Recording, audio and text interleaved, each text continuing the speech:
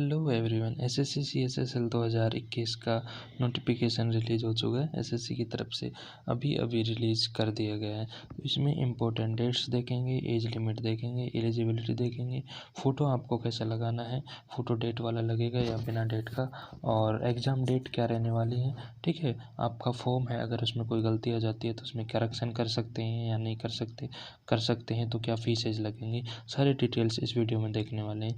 हो सकता है वीडियो थोड़ी लंबी हो जाए, लेकिन आपसे रिक्वेस्ट है कि वीडियो पूरी देखें ताकि कोई भी इन्फॉर्मेशन आपसे मिस ना हो। और अगर आप चैनल पे पहली बार आए हैं तो प्लीज़ चैनल सब्सक्राइब करें। तो दोस्तों, मेरा नाम है रवि और मैं सेलेक्टेड हूँ एसएससी सीएचएसएल 2018 में। तो चलिए वीडियो स्टार्ट करते हैं। तो चलिए दोस्तों, यहाँ पे इन्होंने जो डेट्स दे रखे हैं वो डेट्स देखते हैं। यहाँ पे जो आपका फॉर्म का ऑनलाइन एप्लीकेशन का स्टार्टिंग और एंडिंग डेट है वो है 1 फरवरी से 7 मार्च, यानी 7 मार्च तक आप अपना फॉर्म भर सकते हैं। आप अपनी जो फीस है उसका पेमेंट कर सकते हैं। Last date of making fees payment वो 8 मार्च के 11 बजे रात तक आपका फ़ीस पेमेंट लिया जाएगा। उसके बाद आपका फ़ीस पेमेंट नहीं लिया जाएगा। इसके अलावा आपकी जो एग्ज़ाम डेट है टियर 1, यानी कि जो आपका पहला पेपर होने वाला है ऑब्जेक्टिव, उसका जो डेट है वो मई 2022 है। और जो आपका टियर 2 एग्ज़ामिनेशन होने वाला है वो आपको बाद में बताया जाएगा कि आपका कब होगा। वो टियर 1 का रिज़ल्ट आ जाएगा, उसके बाद में आपको बताया जाएगा। तो दोस्तों, आगे देखते हैं क्या क्या डिटेल्स हैं इस नोटिफिकेशन में। तो यहाँ पे ये पे स्केल भी दिया हुआ है कि आपकी जो पोस्ट है उनका पे स्केल क्या रहने वाला है। तो यहाँ पे देख सकते हैं ये एलडीसी और ये पीएएसए का ये आपका पे लेवल दिया हुआ है। इसी के साथ आगे देखते हैं तो ये डाटा एंट्री ऑपरेटर का भी पे स्केल दिया हुआ है, यहाँ पे देख सकते हैं। दूसरी चीज़ है वैकेंसीज़ हैं वो आपकी बाद में अपलोड करी जाएंगी एसएससी की ऑफिशियल वेबसाइट पे कैंडिडेट कॉर्नर में। टेंटेटिव वैकेंसीज़ के नाम से आपको बता दी जाएंगी बाद में। दूसरी चीज़ दोस्तों, एज लिमिट है आपकी जो 1/1/2022 यानी कि 1 जनवरी 2022 को आपकी एज है वो 18 हो जानी चाहिए। यानी कि आप अगर 1 जनवरी 2022 को 18 साल के होते हैं तो आप इस पोस्ट के लिए एलिजिबल हैं। यहाँ पे इन्होंने ईयर और मंथ भी दे रखा है कि आपकी जो 1995 है उससे पहले आपका जन्म नहीं होना चाहिए, और 1/1/2004 के बाद आप का जन्म है तो आप एलिजिबल नहीं हैं। अगर इन दोनों सन के बीच में आपका जन्म है तो आप एलिजिबल हैं। ठीक है दोस्तों, यहाँ पे एज का जो रिलैक्सेशन है वो भी दिया हुआ है। एसटी एससी के लिए 5 ईयर और ओबीसी के लिए 3 साल है, और पीडब्ल्यूडी कैंडिडेट्स के लिए 10 साल है। ठीक है, और ये ओबीसी पीडब्ल्यूडी वालों के लिए 13 साल, और ये एससी एसटी के पीडब्ल्यूडी उनके लिए 15 साल। तो चलिए दोस्तों, ये सबसे इम्पोर्टेंट चीज़ है कि आपकी एजुकेशन क्वालिफ़िकेशन है वो क्या होनी चाहिए। ठीक है दोस्तों जी, यहाँ पे ये पोस्ट वाइज दे रखा है इन्होंने कि आपकी एजुकेशन क्वालिफ़िकेशन और कब पूरी होनी चाहिए और क्या होनी चाहिए। तो यहाँ पे ये देख सकते हैं आप 7/3 यानी 7 मार्च 2022 से पहले आपको 12वीं पास कर लेना है। समझ गए आप, यहाँ पे दे रखा है candidate must have passed 12th in standard or equivalent examination from a recognised board university. ठीक है, इस जो भी ये डेट दे रखी है यही आपकी कट ऑफ डेट मानी जाएगी। अगर आपका रिजल्ट मान लो 8/03 को आता है 8/03 को आता है 2022 में, तो आप एलिजिबल नहीं हैं। या तो 7 को या 7 से पहले आपका रिजल्ट आ ही जाना चाहिए, वरना आप एलिजिबल नहीं रहेंगे, आपकी जॉब चली जाएगी, आपको डीवी में बाहर कर दिया जाएगा। ठीक है दोस्तों, तो आपकी मिनिमम क्वालिफिकेशन है, मिनिमम है यहाँ पे 12th पास। ठीक है, या इसके इक्विवेलेंट कोई है डिप्लोमा, तो आपको एलिजिबल मान लिया जाएगा। सबसे महत्वपूर्ण डेट है ये 7 मार्च 2022। 7 मार्च 2022 से पहले आपको 12th पास कर ही लेना है, क्योंकि उसके बाद अगर आपका 12th का रिज़ल्ट आता है तो आपको एलिजिबल नहीं माना जाएगा। ठीक है दोस्तों, दूसरी चीज़, अगर आप जो डाटा एंट्री ऑपरेटर है उसके लिए अगर आप फॉर्म भर रहे हैं तो आपके पास 12th स्टैंडर्ड में साइंस स्ट्रीम होना चाहिए, मैथमेटिक्स आपका सब्जेक्ट होना चाहिए जो भी आपका बोर्ड है उसमें। क्योंकि अगर आपके पास मैथमेटिक्स नहीं है तो आप एलिजिबल नहीं हैं। सिर्फ मैथ्स वाले ही एलिजिबल हैं। अब बात आती है एप्लीकेशन फ़ीस है जो जनरल कैंडिडेट हैं उनके लिए 100 रुपये है, और जो एसटी पीडब्ल्यूडी ईएसएम एससी इनके लिए ये फ़ी एग्जेम्प्टेड है, यानी कि आपको फ़ीस नहीं देनी। अब बात आती है कि अगर आपसे फ़ॉर्म में कोई गलती हो जाती है, आपका फ़ोटो गलत अपलोड हो जाता है या नाम वगैरह या किसी भी चीज़ में गलती हो जाती है, तो आप उसको करेक्ट कर सकते हैं। इस बार से ही ये एसएससी ने फैसिलिटी दी है, तो वो आप 11 मार्च से 15 मार्च तक आप आपका फ़ोटो करेक्शन कर सकते हैं या फ़ॉर्म करेक्शन कर सकते हैं। तो आपका जो करेक्शन करके जो फ़ॉर्म होगा वही एक्सेप्ट किया जाएगा फाइनल। तो इसके लिए आपको कुछ फ़ीस देनी पड़ेगी, ठीक है दोस्तों। वो इन्होंने दे रखी है कि आपको कितनी फ़ीस पे करनी पड़ेगी करेक्शन के लिए। तो आपको अगर फर्स्ट टाइम करेक्शन करते हैं, एक बार करेक्शन करते हैं तो 200 रुपये देने पड़ेंगे, और अगर उसके बाद सेकंड करेक्शन करते हैं तो आपको 500 रुपये देने पड़ेंगे करेक्शन के लिए, दोबारा सबमिट करने के लिए। तो ये आप ध्यान से भरें दोस्तों। यहाँ पे इन्होंने सी मॉप एग्जामिनेशन बता रखा है कि आपका क्या होगा। सबसे पहले टीयर 1 होगा, उसके बाद में डिस्क्रिप्टिव पेपर टीयर 2 होगा, उसके बाद में स्किल टेस्ट होगी, और उसके बाद में आपका फाइनल रिजल्ट दिया जाएगा टीयर वन प्लस टीयर 2 के मार्क्स का। ठीक है दोस्तों, यहाँ पे आगे देखते हैं कि इन्होंने जो टीयर 1 है उसकी सीम भी दे रखी है कि कैसे कैसे सब्जेक्ट आएंगे। तो यहाँ पे इन्होंने सब्जेक्ट वाइज बांट रखा है कि इंग्लिश है 25 क्वेश्चन आएंगे 50 मार्क्स के, जनरल इंटेलिजेंस के 25 क्वेश्चन 50 मार्क्स, क्वांटिटी एप्टीट्यूड के 25 क्वेश्चन 50 मार्क्स, जनरल अवेयरनेस के 25 क्वेश्चन 50 मार्क्स, यानी कि आपके 100 क्वेश्चन 200 मार्क्स के।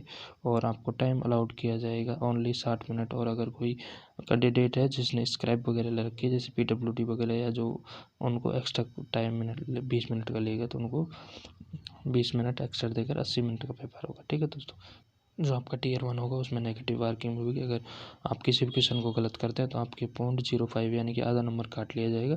ठीक है दोस्तों, इस बात को भी ध्यान में रखना है, तो आप मिनिमम गलती करें। ये आपको सिलेबस दिया हुआ है टीयर 1 का, इंग्लिश लैंग्वेज, जनरल इंटेलिजेंस और क्वांटिटेटिव एप्टीट्यूड में ये सिलेबस है। आप इसको नोटिस को पढ़ लेंगे, वीडियो के डिस्क्रिप्शन में आपको लिंक मिल जाएगी जनरल अवेयरनेस का क्या सिलेबस है। दूसरी बात है कि यहाँ पे डिस्क्रिप्टिव पेपर, डिस्क्रिप्टिव में क्या होगा, आपके इन्होंने दे रखा है कि 100 नंबर का पेपर होगा, 100 नंबर का पेपर होगा, और पेन एंड पेपर यानी कि आपको लिखना ही पड़ेगा। उसमें आपको या तो लेटर लिखना पड़ेगा, या ऐसे लिखना पड़ेगा, या लेटर या एप्लीकेशन या प्रेसाइज। 2 क्वेश्चंस होंगे 50-50 मार्क्स के, और आपको उनमें से दोनों लिखने पड़ेंगे। अब वो उसकी चॉइस नहीं मिलेगी आपको, वो कोई भी क्वेश्चन मिल सकते हैं।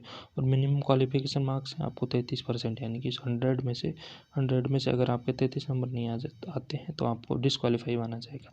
मिनिमम 33 नंबर आपको चाहिए ही चाहिए सिलेक्शन में बने रहने के लिए। ठीक है दोस्तों, तो दोस्तों सबसे जो इम्पोर्टेंट चीज़ है कि डिस्क्रिप्टिव पेपर में आप ये गलती ना करें। गलती क्या है कि आधा पार्ट अगर आप हिंदी में लिखते हो और आधा इंग्लिश में, तो आपको 0 मार्क्स मिलेंगे। ठीक है दोस्तों, तो एक लैंग्वेज चूज करें, एक लैंग्वेज होनी चाहिए आपकी, कोई भी हो सकती है। या तो आप कंप्लीट पूरा इंग्लिश में लिखें, या तो इंग्लिश में लिखें या हिंदी में लिखें। अगर आपको किसी भी एक लैंग्वेज आती है उसी में लिखें, अगर आप अदरवाइज आपको 0 नंबर मिलेंगे, यहाँ पे लिखा रखा है। ठीक है, आपको 0 नंबर अवार्ड कर दिए जाएंगे। ठीक है, जैसे ही आप टीयर 2 क्वालिफाई कर लेते हैं, टीयर 2 का आपका रिजल्ट आ जाता है, उसके बाद आपका स्किल टेस्ट होगा, यानी कि टाइपिंग टेस्ट होगा।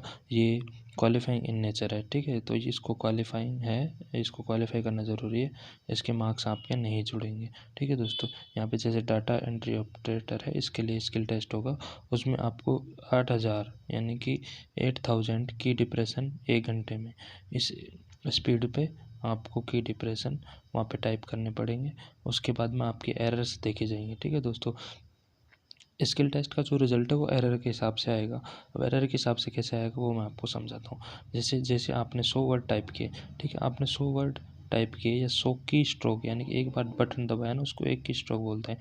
तो अगर आपने 100 की स्ट्रोक दबाए, उसमें से अगर जैसे इनकी कट ऑफ आती है, जैसे मान लो जनरली नॉर्मली कट ऑफ क्या रहती है 95%, जो 5% एरर है वो अलाउ होती है, यानी कि आपकी एक्यूरेसी 95% होनी चाहिए। यानी कि 100 बार आपने बटन दबाए कोई भी, तो उनमें से आपके 5 बटन रॉन्ग होंगे तो आपका सेलेक्ट हो जाएगा। लेकिन जैसे ही आपके 6 बटन, यूआर के लिए बात कर रहा हूँ मैं, और कैटेगरीज के लिए यहाँ पे रिलैक्सेशन भी रहता है जिस एरर्स परसेंटेज में। ठीक है, तो जैसे आपने 6 की स्ट्रोक दबा दी तो आपको डिसक्वालीफाई कर दिया जाएगा, यानी आपका सिलेक्शन वहीं बंद हो जाएगा।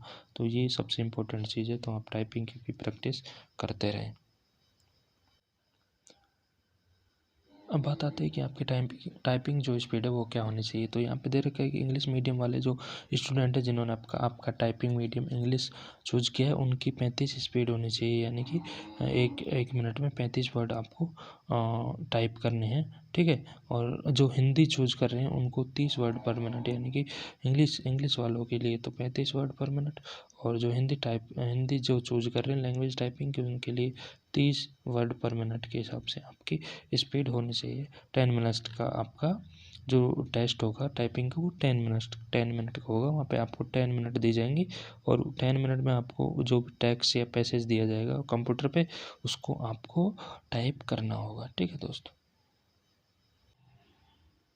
तो दोस्तों आपका फाइनल सिलेक्शन किस हिसाब से किया जाएगा, तो यहाँ पे दिया हुआ है कि आपका फाइनल सिलेक्शन है वो आपका जैसे टियर 1 दिया उसके मार्क्स जोड़े जाएंगे प्लस टियर 2, इन दोनों के मार्क्स जोड़े जाएंगे।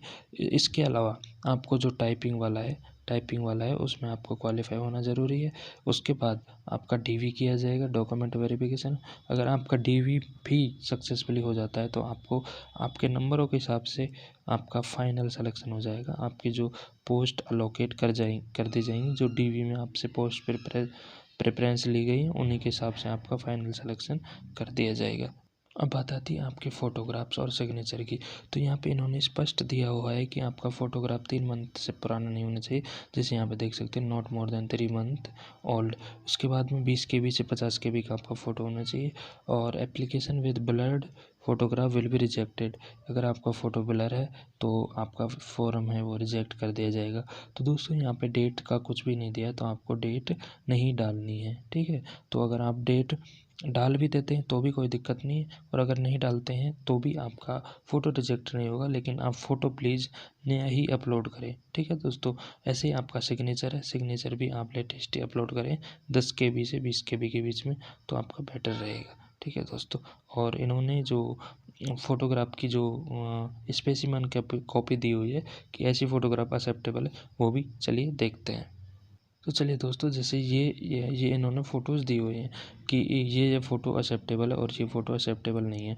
जैसे यानी इन्होंने एक्सेप्टेबल फ़ोटो दे रखी है सबसे पहले तो, कि अगर फ़ोटो आपकी ऐसी है, बैकग्राउंड भी ठीक है, आपके जो ईयर हैं, कान हैं, वो एलिजिबल हैं, आपका फ़ोटो भी साफ़ है एकदम से, तो ये एक्सेप्टेबल केसेज है। और इनके अलावा अगर ये जो नीचे दिए गए हैं ये फ़ोटो एक्सेप्टेबल नहीं है, जैसे आपका ये ऐसा एक्स्ट्रा कलर आ रहा है फ़ोटो में, बहुत ही ज़्यादा क्लोज है यानी जूम किया हुआ है, कोई कैप आ रही है।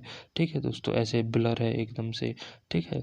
और जैसे ये इसमें तो इन्वर्टेड दिखा रहा है ये, कि फ़ोटो दिख ही नहीं रहा, बस छोटा छोटा सा हो रहा है, इसमें ये ब्लर फोटोग्राफी एक्सेप्टेबल नहीं है।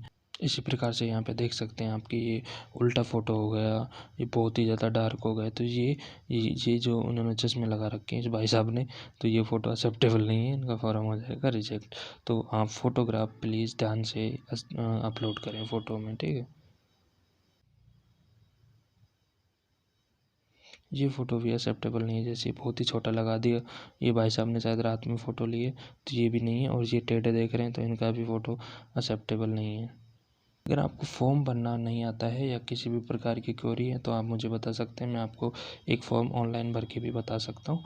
और अगर जैसे आपकी कोई और भी क्वेरीज है रिगार्डिंग एसएससी की किसी भी एग्ज़ाम के लिए, एसएससी, सीएचएसएल, सीजीएल और सीपीओसी, एमटीएस, जितनी भी क्वेरीज हैं आप कमेंट कर दें, मैं आपको इंस्टेंट रिप्लाई दे दूँगा। ठीक है। Thank you for watching this video.